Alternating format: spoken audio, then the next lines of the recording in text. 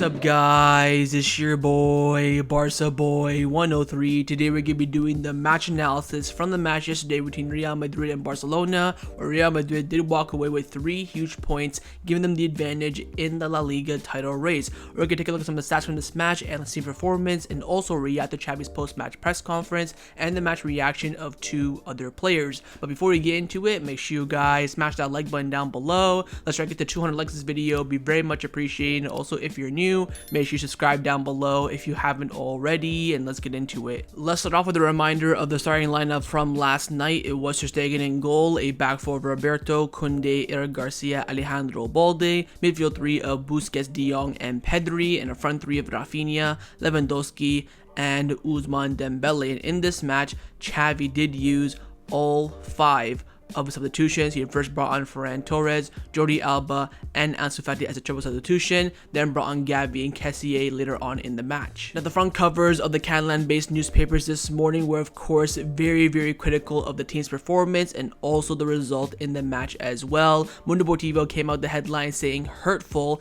and Sport came out the headline saying soulless. Let's now take a look at the full-time stats, where in the numbers of the game, Barcelona did dominate. Firstly, possession 57% for Barcelona, 18 shots, 5 on target, 7 off target, 6 blocked, 3 corner kicks, 4 offsides, and we also committed 14 fouls and received 2 yellow cards. We had 2 big chances in this match. We did miss 1. We had 12 shots inside the box and 6 outside. I think that number has to be distributed way more evenly. It would have to be, at least in my opinion, a 9-9 even, or you could do be a 10-8, but I think a 12-6 is a very big difference. Barcelona in this match attempted 546 passes but only completed 486, giving them an 89% pass accuracy. We had 71% of our long balls. We attempted 48 and completed 34. We also attempted 9 crosses and completed 5, 56% success rate. We also had our dribbling stats. We attempted 15 and only completed 6, 40% success rate. But in this match, we did lose the ball only 103 times compared to Real Madrid's 106. We won 39 duels, 7 of them being aerial, 15 tackles, 8 interceptions, and 5 clearances. Let's now take a look at the SofaScore full-time player ratings, where Barcelona did not do well with a team average of 6.69. Ter Stegen getting a 5.9. I think that's very harsh. I think it's just because he conceded 3 goals and did not save the penalty. But I think overall he had a good match. Roberto 6.4, Kounde 6.8. I think that's low for him. Garcia 6.1, too high. Alejandro Balde 6.6, ranking De Jong 6.9. Busquets getting a 7, very high for him. Pedri 6.8, Raphinha getting a 7.6, the highest in the team. I think that's very high for him. Lewandowski 6.9, and also Ousmane Dembele with a 6.5. And the subs also had some high numbers. Ansu Fati getting a 7.0, Ferran 7.2 because of his goal, Xavi 6.4 alongside Kessie, again due to their yellow cards, then Jordi Alba with a 6.5. Let's now take a look at some of the stats from this match. Firstly, you have the average positioning of the Barcelona players in this match. On the left hand side is the starting lineup, and on the right hand side is with the substitutions coming in. Now, left hand side, you can see that Barcelona in this match, they played very narrowed. Ousmane Dembele almost playing as a second striker, which of course we've seen Ferran Torres do at times this season. You have Raphinha and Roberto playing those wide positions, and Alejandro Balde, he's not even passing the halfway line. For a Barcelona fullback, that is poor. And of course, that midfield 3 staying very close together in the match. And although Roberto, in my opinion, did not go too far up in this match, he did go more forward than Alejandro Balde did. But if you look when the substitutions came in, it looks like we have more structured. Again, when this team on the right hand side played in the match, that's where we scored, looked threatening, almost made the comeback until the referee robbed us. You have Ansu Fati playing out left. You have Jordi Alba, passing the halfway line, of course. But at that time, Barcelona, of course, were going all out attack. You have De Jong, of course, sitting as the deep. You have apparently Kessie as well, with basically the pivot in the last few minutes. That's more than Barcelona defending in the last few minutes. Xavi playing very far forward. But this shows how Xavi in the first half did go with more so of a narrow approach, then push everything out wide in the second half. Now, in terms of the heat concentration in this match, 36% of the game was spent in Real Madrid's half, with only 19% spent in Barcelona's half, 45 in the middle. Again, all the numbers right now are saying that Barcelona did in fact dominate this match, where the most majority of the ball was spent in Real Madrid's half, and as you can see from the concentration, with Jordi Alba being on the bench, we didn't attack any side. There's no heavy favorite. It was all pretty even down the right hand side, down the left, and down the middle, but more so a bit down the right hand side. Now the big sad about this match is the XG, expected goals, where Barcelona did have a higher XG. They expected to score more goals than Real Madrid. And you look at the passing network as well, you can see that Barcelona, the core of the passes were coming in the middle of the park, moving forward, with Real Madrid being more balanced from defense to the attack to, of course, the midfield. Barcelona mostly is just a midfield and defense passing around, with Ter Stegen getting very little involvement. And again, just the fact that we had more scoring chances in this match just shows how Barcelona did in fact on paper dominate the match. But of course, what the most important thing is that score in the top of the page, 3-1 to Real Madrid. Again, Barcelona losing the match based on their own individual mistakes in the back, and also mistakes going forward. Thinking about, of course, the Ansu Fati chance, Lewandowski chance. Barcelona definitely could have gotten a draw from this match, but of course the main turning point in the match was the penalty near the end of the game, where Barcelona were on top 2-1, looking for that 2-2 draw, and he was offside. Now, we have not seen the lines yet from the La Liga side, but these are the ones that have come on Twitter. Firstly, you have the head of Rodrigo being marked with Kounde's heel, offside, clear as day, although on the naked eye it does look very close, but when you put the lines there, it is clear as day he is offside. And you might be wondering, oh, maybe his knee is the farthest point. Well, here's the one with his knee as well. He is still in an offside position, which just shows again how La Liga favor Real Madrid. I've also seen a stat as well that this season so far, Real Madrid have been given, I think, 10 penalties in all competition, and of course Barcelona, 0. Absolutely 0. And this is the reality of the game when we're trying to push for it. Real Madrid get that favoritism from the referee to secure them the 3 points. Would Barcelona have gotten the draw? Probably not, in my opinion, but you know what? We were on top. We got the goal back. Real Madrid were under pressure. They just brought on Rudiger. There's one to almost a 5 at the back. They were, defending for their lives. And in the end, this one decision that was critical at the time of the match did not go in the favor of Barcelona. Let's now get into Xavi's post-match press comments reaction and the match reaction of 2 other players as well. Those 2 players are Jules Kounde and Alejandro Balde. Again, no captain to be seen. What did they do, the captains? They give it to a new signing and then a youngster. Now, Roberto, Busquets, and Jordi Alba all played in this match. One of them should have came out and spoke and faced the media. No, let's check out a youngster and the new signing who just came back from injury. Great work there. And also the Barcelona sporting director Jordi Cruyff spoke after the match, so now let's go and see what everyone had to say. First up is Jules Kounde, who definitely was one of the positive sides of this match, performed fairly well in my opinion, and also of course him coming back from injury will be a massive boost for Barcelona. So let's go and see what he said after the match. He came out saying that I think we didn't play that badly in this game, but in the first half we feel the things that they do well in their first game. In the first goal we should have committed a foul. So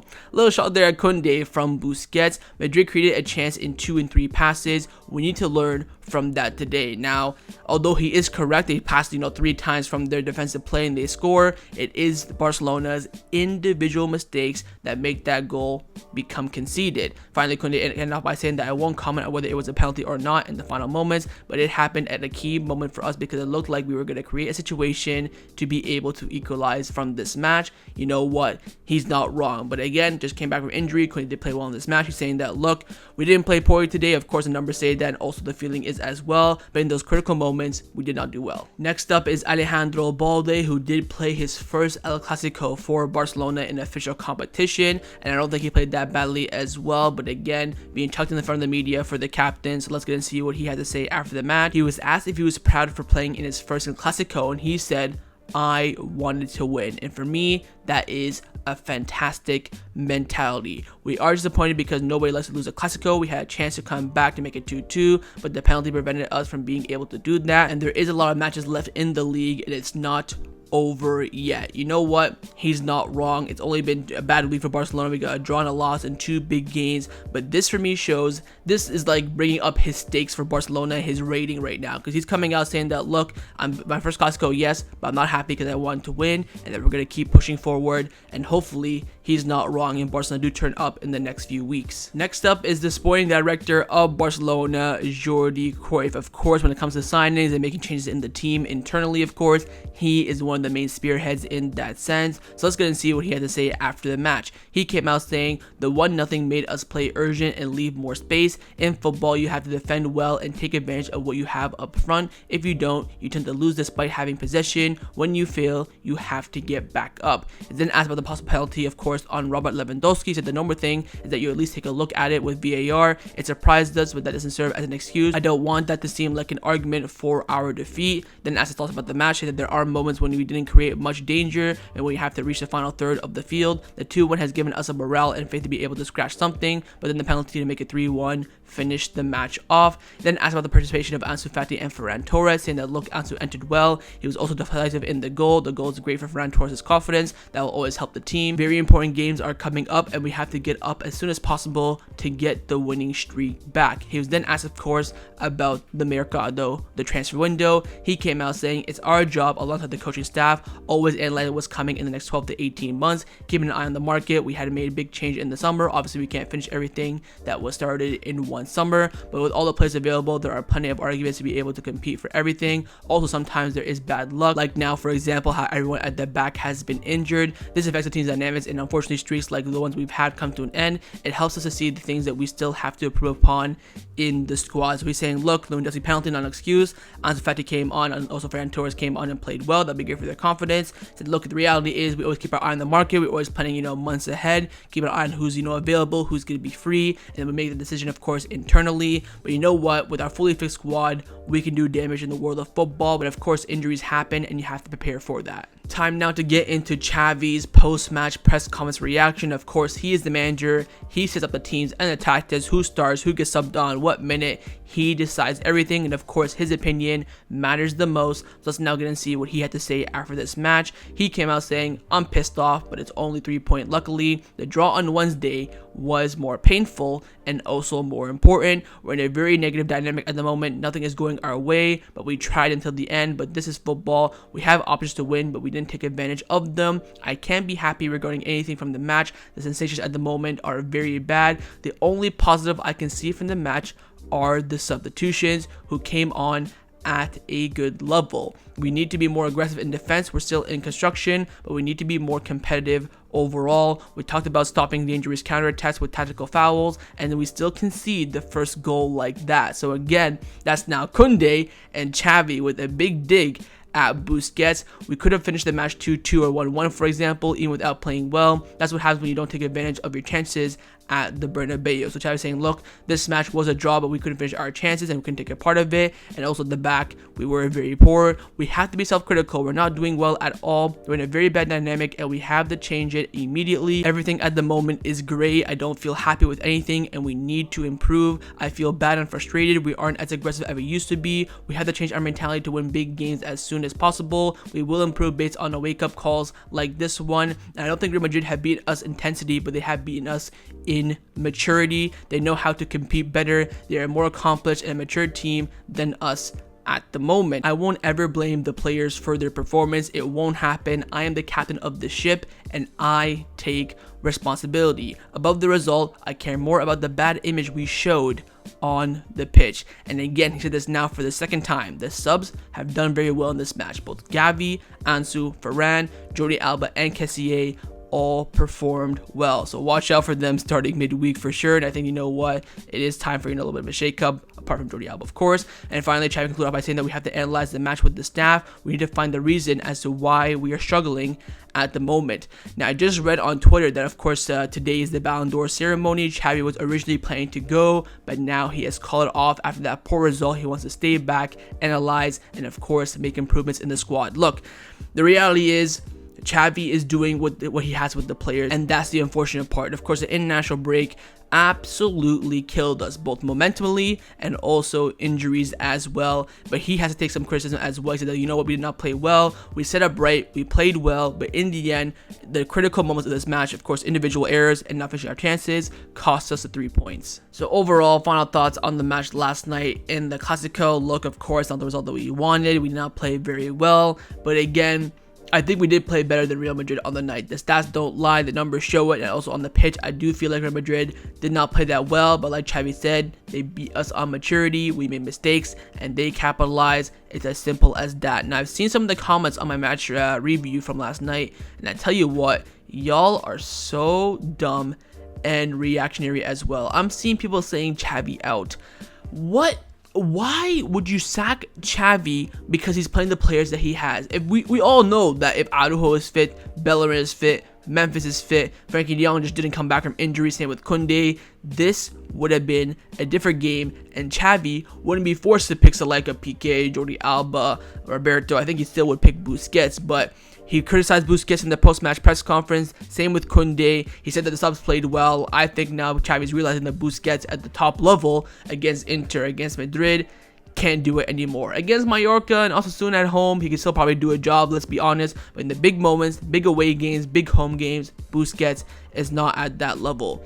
What would sacking Xavi do? It would do absolutely nothing. We bring in, let's say, for example, the best manager available right now is Tuchel. You bring him in, you'll get that manager bounce for a month. Then the same stuff is going to happen over and over and over again. Busquets, Pique, Jordi Alba, Roberto have had 5 managers in the past, 4 years? Luis Enrique, Quique Setién, Ernesto Valverde, Koeman, Barjuan, and Xavi. 6 managers and nothing has changed. It's time for them to leave first. I still think Xavi is the right person for the job.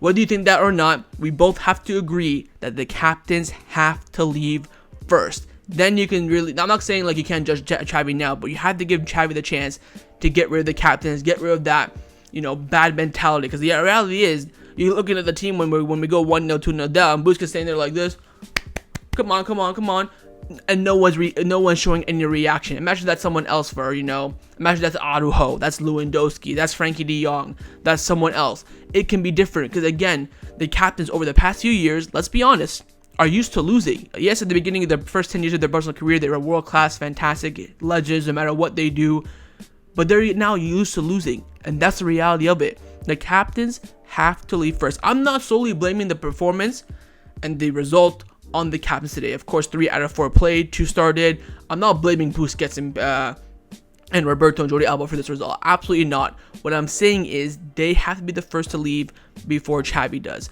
And again, it just comes down to individual mistakes. I would rather, honestly, we would lose 3-1, but Real Madrid beat us fairly and they outclass us. Not really outclass that, they build the goal up themselves, Lunin to Militao, Kroos, Modric great through to Vinicius, cuts inside, shoot, scores.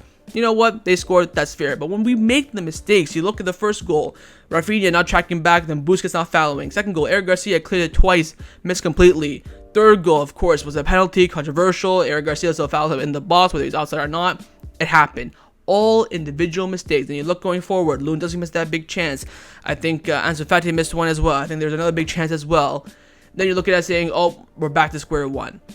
Xavi, I think, had the right tactics for this match, but the players were wrong. I think if we started Frankie as the DM with, Kessie or Xavi in the midfield, put Kounde right back, Alonso center back, let's say, I think, honestly, hand on heart, the result would have been different. I think Xavi set the team right, set the tactics right, but the players could not perform or didn't. Moment got to them, whatever it may be. They did not put in that shift. I think saying Xavi out after 2 games is freaking ridiculous. Wake up and spell the coffee, lads. Sacking Xavi ain't gonna do nothing. Get rid of the captains will be a bigger impact. I'd rather have Bellerin at right back than Roberto. I'd rather have Alvaro Sanz from Barcelona B than Busquets at the moment in big games. I honestly would. Draw Frankie in there, play Alvaro Sanz as an interior. I'd rather have that at the moment. But again, Xavi does not see it that way. He'll say, okay, I don't have, let's say, for example, right back. I don't have Bellerin. I don't have this. I don't have that. Here's Roberto. Center back. Oh, I don't have Christensen. I don't have Araujo. I don't have Kounde.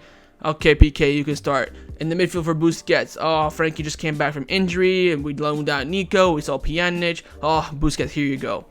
So I think again, team was the tactics were right, the performance was okay, but again, the players were just not up for it in my opinion. Now, if you look at the league table at the moment, we're now 3 points, of course, behind Real Madrid, but only 3 points ahead of Atletico Madrid. You have Betis, same thing. Sociedad, same thing. We have 3 teams, only 3 points behind us, breathing down our necks.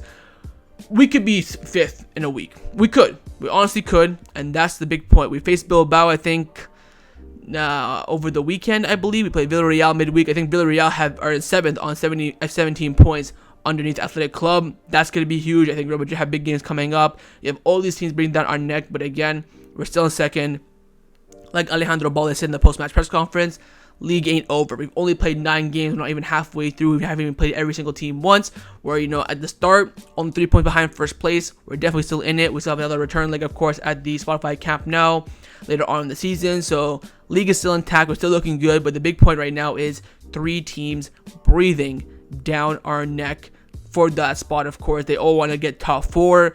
Athletic Madrid probably still want a challenge. So, it's going to be big, and we have to maintain our lead in La Liga. What did Joan Laporte say in his interview with Barca TV Plus last week? The goal this season is to win La Liga. Not to win the Champions League. Super Cup, Copa del Rey is a bonus.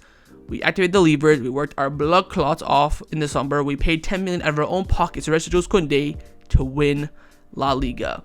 And that's the task at hand. So if you look at the next games coming up for this month, they're tough. But here's the big part. Here's the big positive in my opinion.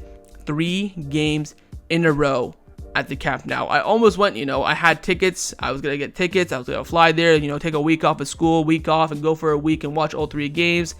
Couldn't do it in the end, but this is it. 3 huge games at the Camp Nou.